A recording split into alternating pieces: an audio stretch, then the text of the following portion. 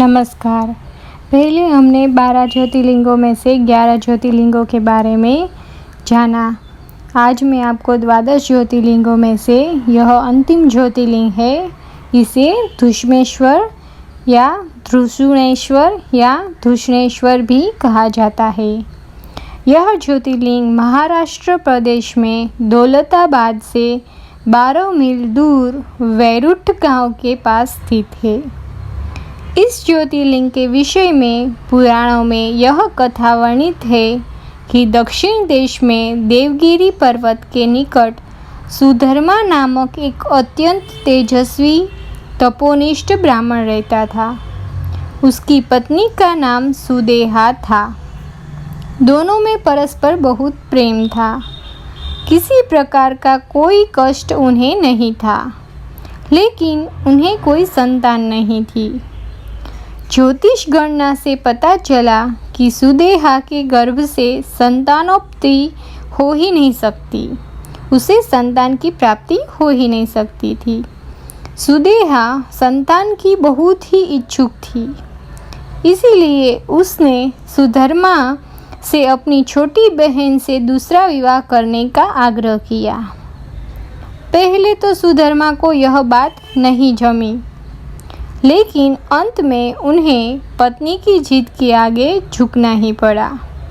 वे उसका आग्रह टाल नहीं पाए और वे अपनी पत्नी की छोटी बहन धुष्मा को ब्याह करके घर पे ले आए।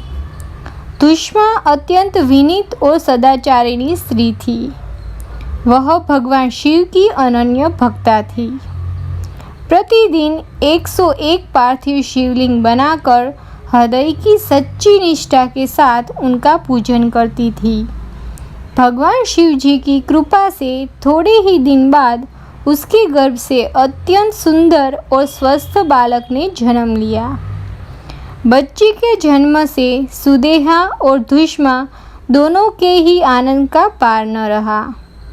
दोनों के दिन बड़े आराम से बीत रहे थे, लेकिन कुछ दिन बाद उसके मन में एक कुविचार ने जन्म लिया कि मेरे पति पर भी उसने अधिकार जमा लिया है, संतान भी उसी की है। यह कुविचार धीरे धीरे उसके मन में बढ़ने लगा। इधर धुष्मा का वह बालक भी बड़ा हो रहा था।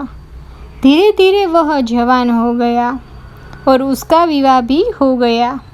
अब तक तो सुधर्मा के मन का कुविचार रूपी अंकुर एक विशाल वृक्ष का रूप ले चुका था।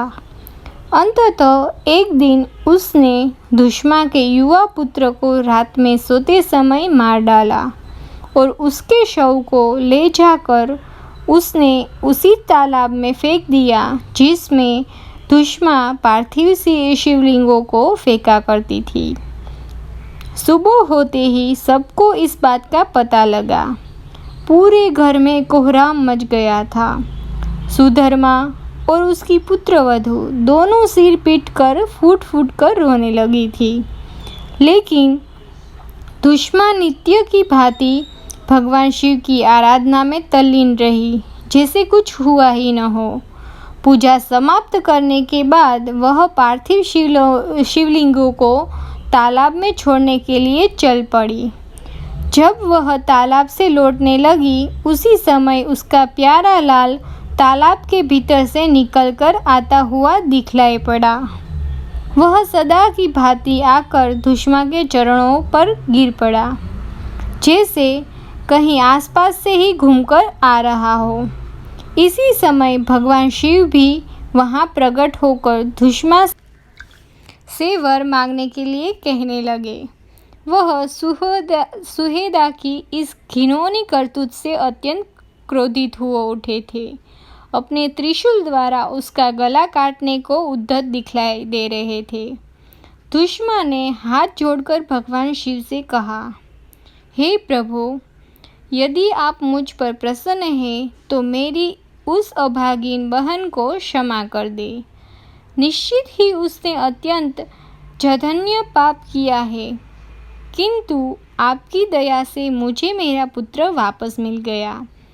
अब आप उसे क्षमा करें प्रभु। मेरी एक प्रार्थना और है, लोक कल्याण के लिए आप इस स्थान पर सर्वदा के लिए निवास करें। भगवान शिव ने उसकी ये दोनों बातें स्वीकार कर ली। ज्योतिर्लिंग के रूप में प्रकट होकर वह वहीं निवास करने लगे।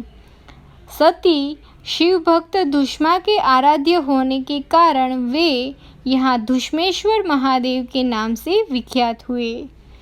धुष्मेश्वर ज्योतिर्लिंग की महिमा पुराणों में बहुत विस्तार से वर्णित की गई है।